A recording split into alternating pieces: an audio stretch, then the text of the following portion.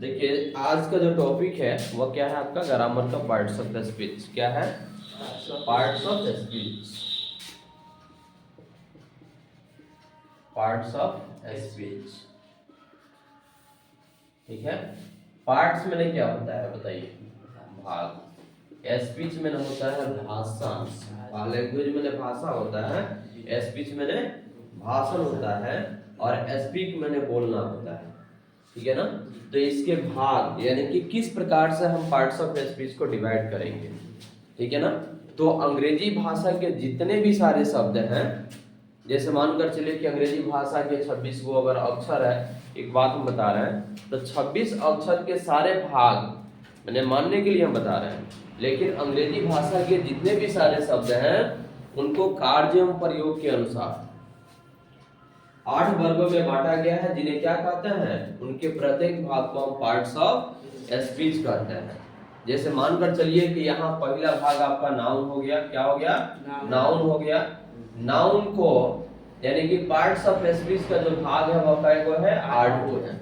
यानी कि अंग्रेजी भाषा के जितने भी सारे शब्द हैं उनको कार्य एवं प्रयोग के अनुसार 8 वर्गों में बांटा गया है, जिन्हें के प्रत्येक भाग को हम क्या कहते हैं? पार्ट्स ऑफ स्पीच कहते हैं।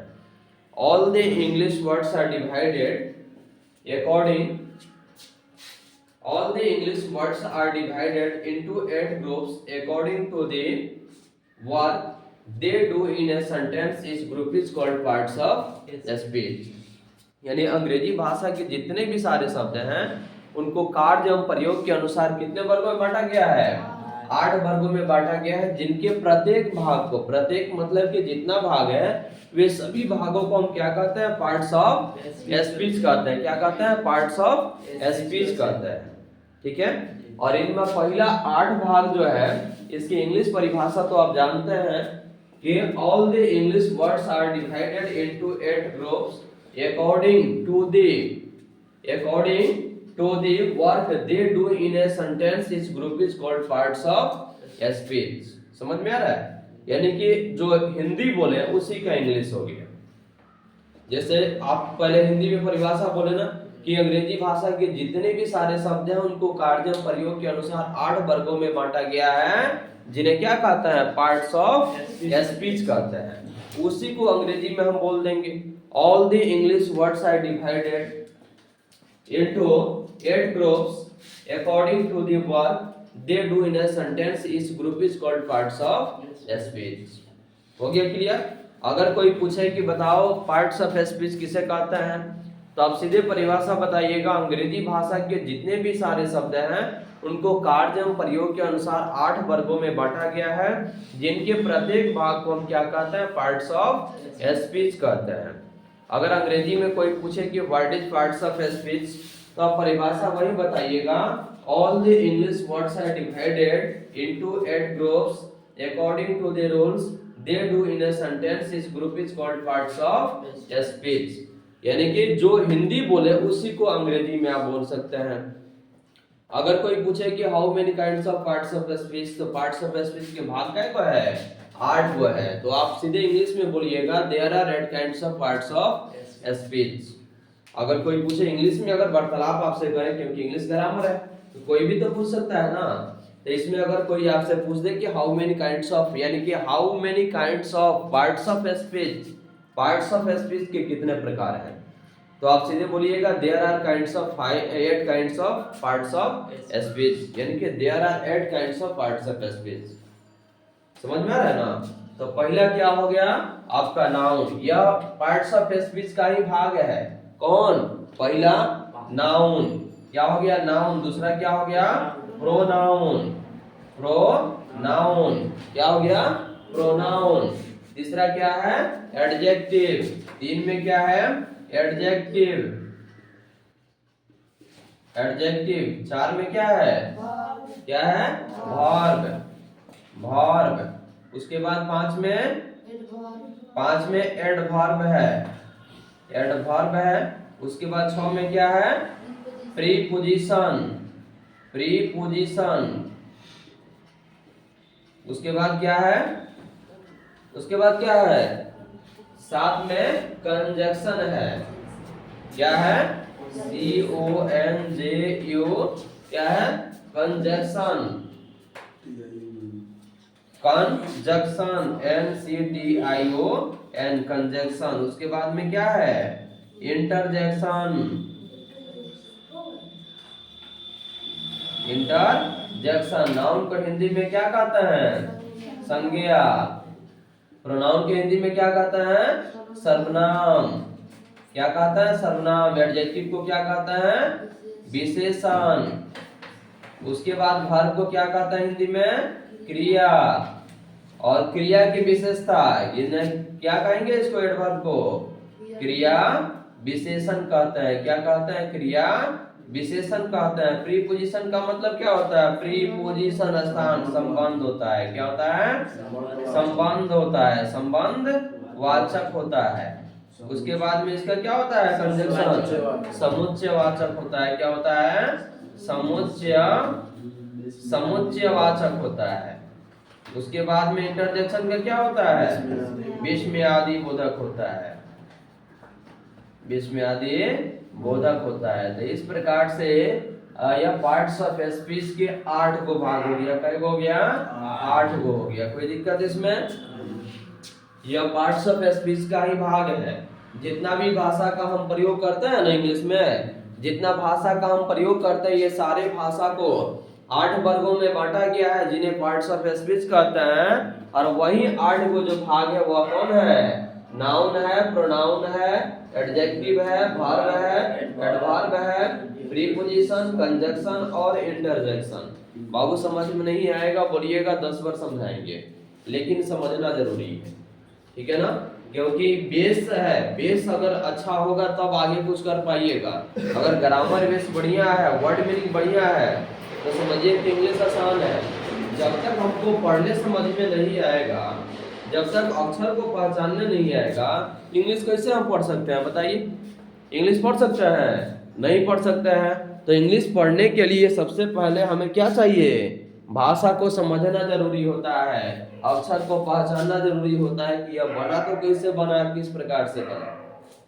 समझ में आ रहा है ना? तो अंग्रेजी भाषा के जितने भी सारे शब्द हैं उनको 8 वर्गों में बांटा गया है, जिनके प्रत्येक भाग को, जितना भी है ना, ये सबके प्रत्येक भाग को हम क्या कहते हैं? पार्ट्स ऑफ स्पीच कहते हैं। और यह पार्ट्स ऑफ स्पीच के 8 भाग हो गया। पहला नाउन, दूसरा प्रोनाउन, तीसरा एडजेक्टिव, चौथा वर्ब, एडवर्ब, प्रीपोजिशन, कंजक्शन और इंटरजेक्शन। इसमें कोई दिक्कत? मिटाया आप इसको।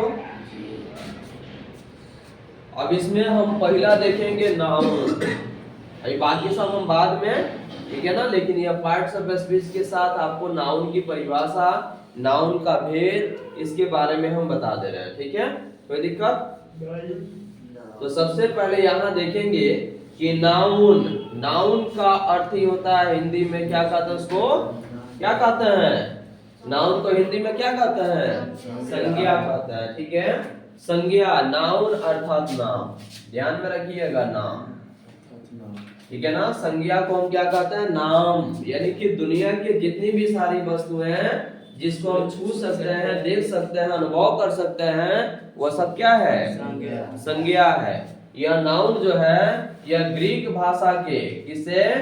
ग्रीक भाषा के नेमन शब्द से बना है। ग्रीक भाषा के नेमन शब्द से बना है। किससे बना है? नेमन शब्द से बना है यह नाउन, जिसका अर्थ होता है नाम। क्या होता है? नाम। जो कि पहले भी आपको हम बताए हैं कि दुनिया की जितनी, यानी ब्रह्मांड की सारी वस्तुएं जिसको हम देख सकते हैं, छू सकते हैं या अनुभव कर सकते हैं, वह सब क्या होता है? संज्ञा होता है। कोई दिक्कत? अगर कोई पूछे परिभाषा की बताइए संज्ञा किसे कहते हैं, तो आप सीधे बोलिएगा किसी व्यक्ति, वस्तु, स्थान या जानवर के नाम को हम क्या कहते हैं? संज्ञा कहते हैं।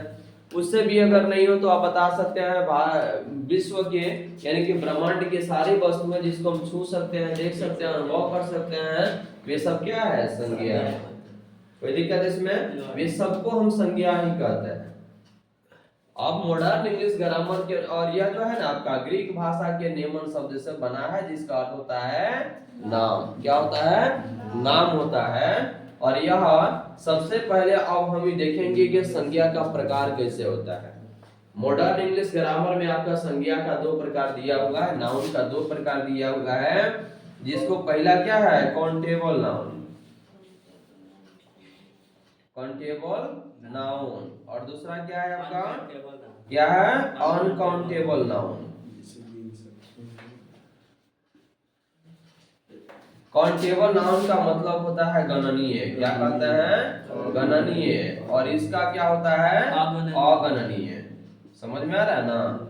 काउंटेबल जिसको गिनते हैं उसको गणनीय, और जिसको नहीं गिनते हैं उसको अगणनीय कहते हैं।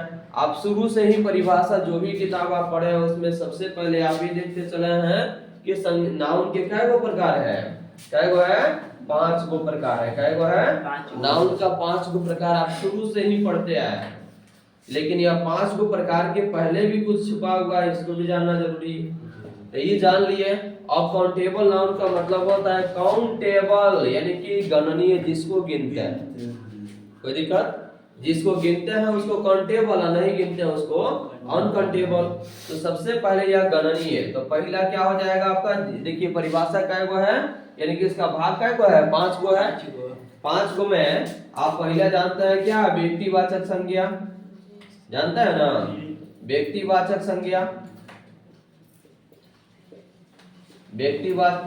व्यक्तिवाचक संज्ञा जिसको इंग्लिश में क्या कहते हैं, क्या कहते हैं प्रॉपर नाउन, क्या कहते हैं प्रॉपर नाउन कहते हैं। यह आपका व्यक्तिवाचक संज्ञा हो गया।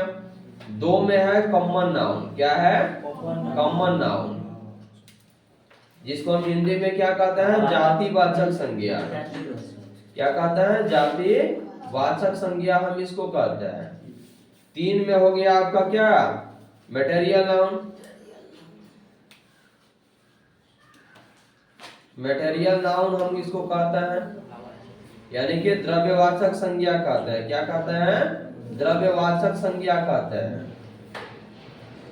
और 4 में क्या हो गया आपका कॉलेक्टिव नाउन या एब्स्ट्रैक्ट नाउन, लीजिए पहले एब्स्ट्रैक्ट नाउन।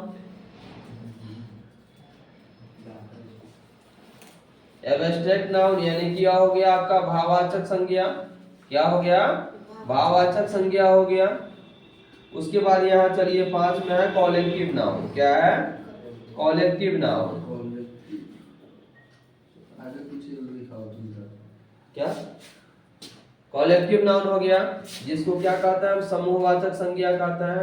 अगर लिखने में आगे पीछे हो जाए तो उसके लिए दिक्कत नहीं है, ठीक है ना। लेकिन यह आपका यह क्या हो गया, 1 में प्रॉपर नाउन, 2 में कॉमन नाउन, 3 में मटेरियल, एब्स्ट्रैक्ट और कॉलेक्टिव नाउन। आप जानते हैं कि प्रॉपर माने कि व्यक्तिवाचक संज्ञा अगर यहाँ राम है श्याम है इसको हम गिन लेते हैं।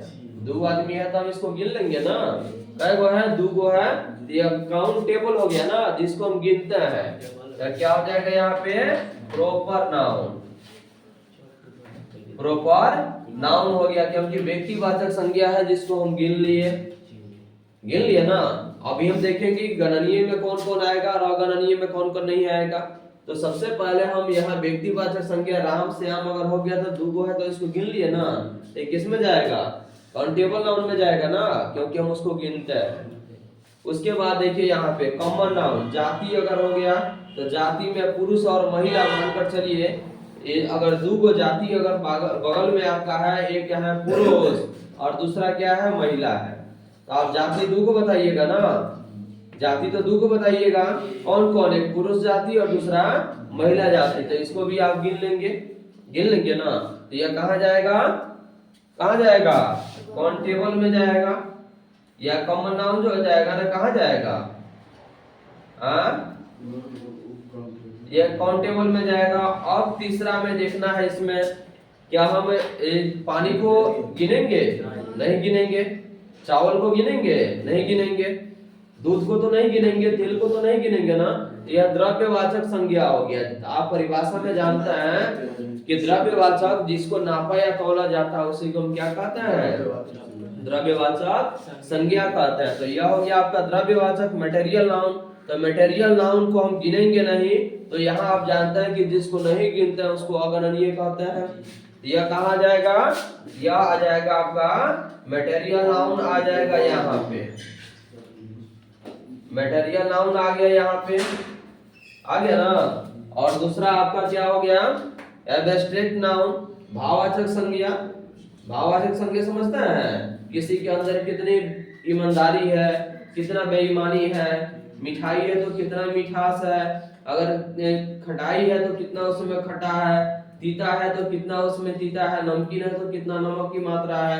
ये जब तक हम उसका स्वाद को नहीं चखेंगे तब तक उसके बारे में नहीं जान पाएंगे। तो क्या आप गिन सकते हैं उसको, नहीं गिनेंगे ना। तो इसको हम कहाँ रखेंगे, भाववाचक संज्ञा को अगणनीय में रखेंगे। किस में रखेंगे,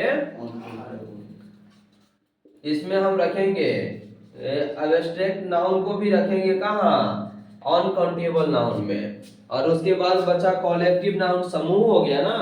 समूह में जितना भी होगा हम तो गिन लेंगे ना उसको। 10 आदमी का समूह है, मेला में 50 आदमी है तो हम तो उसको गिन लेंगे ना कि कितना लोग, एक एक करके सबको हम गिन लेंगे। उसको काउंटिंग करने में ज्यादा टाइम नहीं लगेगा। इसको जिसको गिनते हैं गणनीय तक कॉलेक्टिव नाउन भी आ जाएगा यहाँ पे। कहाँ पे, कॉलेक्टिव नाउन आपका यहाँ पे आ गया।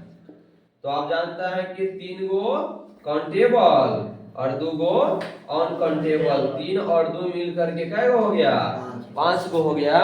तो नाउन के कै गो प्रकार है, 5 गो प्रकार है। क्लियर हो गया, इसमें क्लियर हो गया ना। और कोई दिक्कत इसमें हो तो बोलिए। कहां कौन हम किसका प्रयोग करेंगे, किसको हम काउंटेबल में करेंगे, किसको अनकाउंटेबल में करेंगे। लास्ट में आपका डिसीजन क्या निकला, संज्ञा के प्रकार कै गो है, 5 गो है। लेकिन यहां से कौन कौन किसमें प्रयोग होगा, कौन काउंटेबल में रहेगा और कौन अनकाउंटेबल में रहेगा, ये सारा आपका इसमें क्लियर हो गया। कोई दिक्कत इसमें, समझ में आ रहा है। नहीं समझ में आएगा तो बोलिएगा बाबू। सबसे पहली बात, एक बार नहीं 10 बार इसको समझाएंगे हम, क्योंकि समझना सबसे बड़ी जरूरी है। अब तो ये आप देख लिए कि कौन कौन कितना होगा। अब कोई पूछे कि how many kinds of noun, तो आप सीधे बोलिएगा there are 5 kinds of noun. अगर कोई पूछ दे कि नहीं यह 5 तो हमको नहीं पता है, 2 को पता है, अगर वो पूछ दे कि काउंटेबल और अनकाउंटेबल 2 को हमको पता है, 5 को हम नहीं जानते हैं, तो आप उसको तो समझा दीजिएगा ना। अब तो कोई दिक्कत नहीं होगी। अब तो हर टॉपिक को हर पॉइंट के आधार पर आप उसको समझा सकते हैं। यानी कि यह आपका बेसिक हो गया।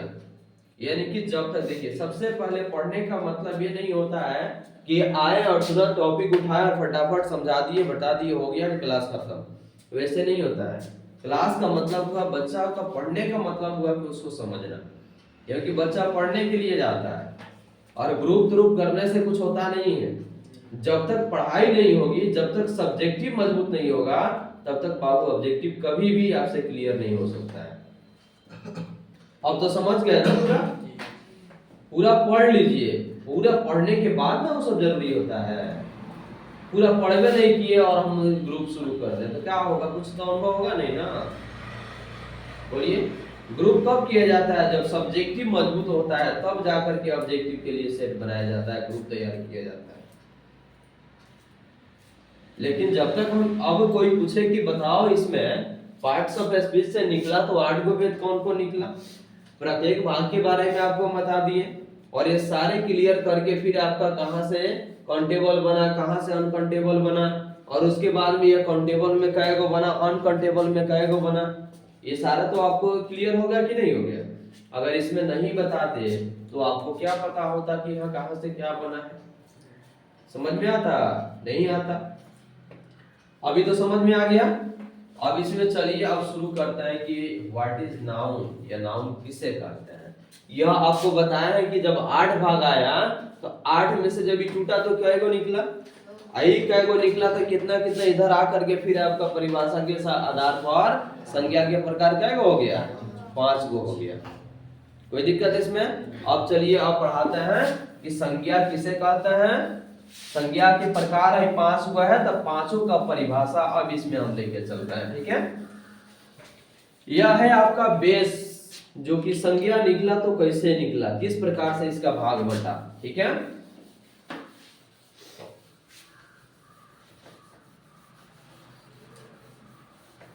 तो सबसे पहले हम ये देखते हैं कि संज्ञा किसे कहते हैं। व्हाट इज नाउन, परिभाषा होगा या noun is the name of person, place, animals और थिंग, या a noun is the naming word, या noun is the name of anything.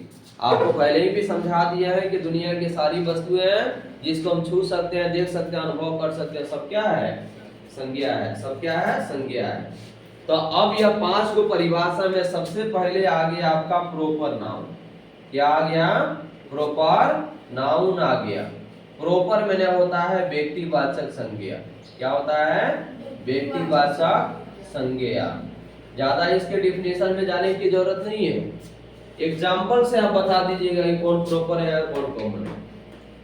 अगर हम यहाँ पे लिख दें प्रोपर, यानी कि राम अगर लिख दें, श्याम लिख दें, तो कोई भी बता देगा कि राम और श्याम प्रोपर नाउन है, क्योंकि खास एक व्यक्ति का नाम है। जिस शब्द से किसी खास व्यक्ति या वस्तु या स्थान के नाम का बोध हो, उसी को हम क्या कहते हैं, प्रोपर नाउन कहते हैं। क्या कहते हैं, प्रोपर नाउन कहते हैं। कोई दिक्कत इसमें? किसी व्यक्ति या स्थान, जानवर या वस्तु के खास नाम को प्रोपर नाउन कहते हैं। इसका प्रोपर का मतलब ही होता है कॉन्सोन, यानी कि केवल एक, यानी कि जिसमें कोई दूसरा नहीं है। यह राम और श्याम हम लिख दिए तो इसमें दूसरा है? कोई नाम सीता गीता लिख दिए तो कोई दूसरा तो नहीं है ना। इसमें एक ही गो है कि राम है, श्याम है, सब नाम है, अलग अलग है ना। तो परिभाषा भी जानते हैं कि किसी व्यक्ति, स्थान, जानवर या वस्तु के खास नाम को हम क्या कहते हैं, प्रोपर नाउन कहते हैं।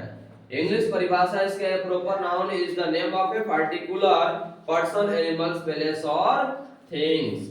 यानी कि प्रोपर माने खास, नाम रख दिए तो प्रोपर हो गया। कोई दिक्कत है इसमें? ज्यादा इसमें माथापेची करने की जरूरत है? आप एग्जाम्पल से बता दीजिएगा, उदाहरण से। अगर सीता गीता नाम अगर कोई लिख दे तो आप सीधे बता दीजिएगा क्या है वो, प्रोपर नाउन हो गया। कोई दिक्कत? अगला है आपका कॉमन नाउन। क्या है, कॉमन नाउन। कॉमन का मतलब होता है क्या, जातिवाचक संज्ञा। इसका अर्थ होता है जातिवाचक, ठीक है ना। जातिवाचक का मतलब हो गया जिस शब्द से, जैसे यहाँ राम और श्याम लेके चले ना, तो ये क्या हो गया, नाम हो गया, प्रोपर हो गया। लेकिन इसी को हम क्या कह देंगे, पुरुष कह देंगे, लड़का कह देंगे, विद्यार्थी कह देंगे ना। ये क्या हो गया, एक जाति हो गया ना। ये सब एक जाति हो गया, नाम नहीं है उसमें, एक जाति हो गया कि विद्यार्थी जाति, लड़का जाति, लड़की अगर होगी तो लड़की जाति हो जाएगा। आ रहा समझ में? तो पुरुष और महिला जाति हो गई ना। पुरुष अलग जाति हो गया और महिला अलग जाति हो गई, स्त्रीलिंग और पुल्लिंग हो गया। तो ये क्या हो गया आपका, कॉमन नाउन हो गया, जिसको हम जातिवाचक संज्ञा कहते हैं। किसी को दिक्कत हो तो बोलिए। किसी को दिक्कत भी है? इसकी परिभाषा जिस नाउन से या जिस संज्ञा से किसी खास व्यक्ति, जानवर, स्थान या वस्तु का बोध न होकर पूरी जाति या श्रेणी का बोध, उसी को हम क्या कहते हैं, कॉमन नाउन कहते हैं। जैसे यहाँ पे अगर लिख दिया जाए मैन, मैन मैंने क्या होता है, आदमी, ये एक जाति हो गया ना, जाति हो गया ना। अगर यहाँ पे ओमैन लिख दिया जाए तो ओमैन मैंने क्या होता है, औरत, औरत भी एक जाति हो गया ना। यहाँ लिख दिया जाए मेल, मेल मैंने क्या होता है, पुरुष, और फीमेल लिख दिया जाए तो क्या होता है, फीमेल मैंने महिला। यानी कि ये क्या हो गया, जाति हो गया, जाति हो गया ना। इसमें किसी को दिक्कत? A common noun is a name given commonly to every person, animal, place or things of the same class of kind। यानी कि ध्यान में इतना रखिएगा, किसी व्यक्ति या वस्तु के नाम न रह करके बल्कि उसकी जाति का बोध कराए, उसी को हम क्या कहते हैं, कॉमन नाउन कहते हैं। आ गया समझ में? उसके बाद है आपका, उसके बाद क्या है, उसके बाद है आपका मटेरियल नाउन। उसके बाद चलिए 3 में मटेरियल नाउन ही लेकर के हम चल रहे हैं, क्योंकि उधर समझाया है ना मटेरियल नाउन। मटेरियल नाउन का मतलब होता है द्रव्यवाचक, द्रव्यवाचक। ध्यान में इतना रखिएगा, जिसको नापते हैं या तौलते हैं, यानी जिसको गिनते नहीं है उसी को हम क्या कहते हैं, द्रव्यवाचक संज्ञा कहेंगे। जैसे तेल हो गया, तेल को गिनिएगा, नहीं गिनिएगा ना। उसके बाद पानी को गिन पाइएगा, घी को गिन पाइएगा, चावल को गिन पाइएगा, दूध को, यानी कि जो नापा या लोहा सोना चांदी तांबा, इसको हम क्या कहते हैं, वजन से लेते हैं। ठीक है ना, नापते नहीं, उसको नापते हैं बल्कि गिनते नहीं है, उसका वजन हम करते हैं। तो जिसका नाप या तौल हो उसी को हम क्या कहते हैं, द्रव्यवाचक संज्ञा कहते हैं। कोई दिक्कत इसमें? जिसको नापते या तौलते हैं द्रव्यवाचक संज्ञा हो गया। है क्लियर? कोई दिक्कत इसमें? उसके बाद 4 में आपको बताया थे क्या, एब्स्ट्रैक्ट नाउन। एब्स्ट्रैक्ट नाउन का मतलब होता है भाववाचक संज्ञा। भाववाचक, जिस शब्द से किसी वस्तु व्यक्ति के भाव गुण दशा धर्म गुण इत्यादि का बोध हो, उसी को हम क्या कहते हैं, भाववाचक संज्ञा कहते हैं। जैसे लंबाई, अच्छाई, जिसको इंग्लिश में हम लॉन्ग कहेंगे, और ईमानदारी, ऑनेस्टी कहेंगे, मीठा स्वीट कहेंगे ना। यानी कि जिसको हिंदी व्याकरण में हम कहेंगे उसको अंग्रेजी में हम कह देंगे, तो ये क्या हो जाएगा, आपका परिभाषा हो जाएगा, एग्जाम्पल हो जाएगा। तो एग्जाम्पल, उदाहरण के आधार पर आप समझा सकते हैं कि कौन किस नाउन का प्रकार है। मटेरियल नाउन है कि आपका द्रव्य, आपका जातिवाचक है कि प्रॉपर है, आप इसके एग्जाम्पल से बता सकते हैं।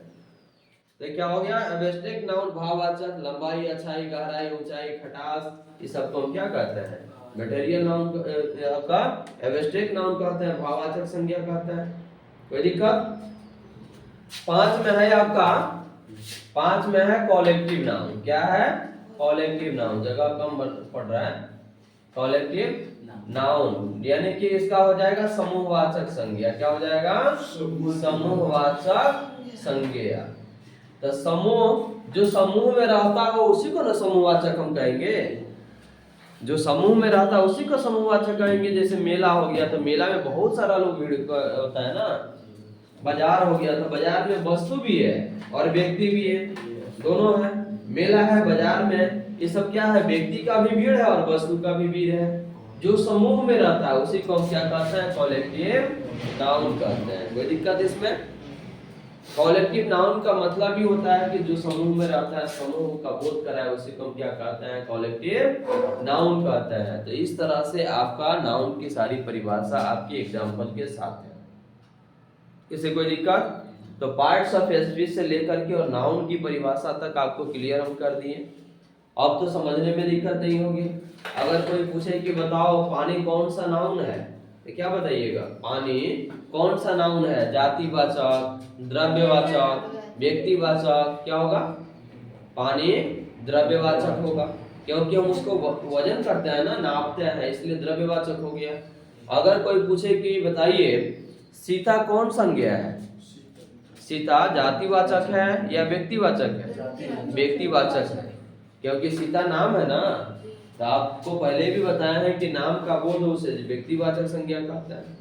किसी खास व्यक्ति या वस्तु के नाम का बोध उसको हम क्या कहते हैं, व्यक्तिवाचक संज्ञा कहते हैं।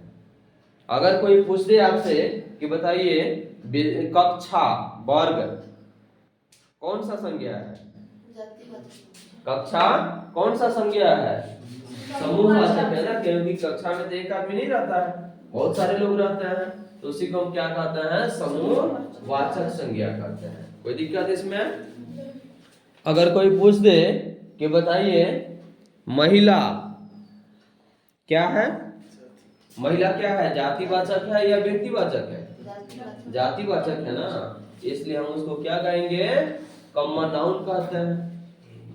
इस तरह से आपकी परीक्षा में पूछेगा, ठीक है ना, कि बताइए व्यक्तिवाचक संज्ञा का उदाहरण कौन है। ठीक है, राम दे देगा, पानी दे देगा, उसके बाद लंबाई दे देगा, इनमें से कोई नहीं देगा, तो बताइए क्या लिखिएगा, राम, क्योंकि व्यक्तिवाचक कौन है, राम है। कोई दिक्कत इसमें? कोई दिक्कत? तो ये पूरे संज्ञा आपके साथ मिल गया। इसमें किसी को कोई दिक्कत हो तो बोलिए। कोई दिक्कत भी है? नहीं है? इसको पूरा एकदम ध्यान से पढ़िए, समझिए और एकदम जीरो से हीरो बनिए। ठीक है ना। हीरो से जीरो नहीं बनना है, बल्कि अंग्रेजी इस तरह से पढ़ करके ग्रामर को मजबूत करके आप एकदम जीरो से हीरो बन सकते हैं। बोलिए बन सकते हैं कि नहीं बन सकते हैं? बन सकते हैं। हाँ, इस तरह से आप पूरी ध्यान से पढ़िए।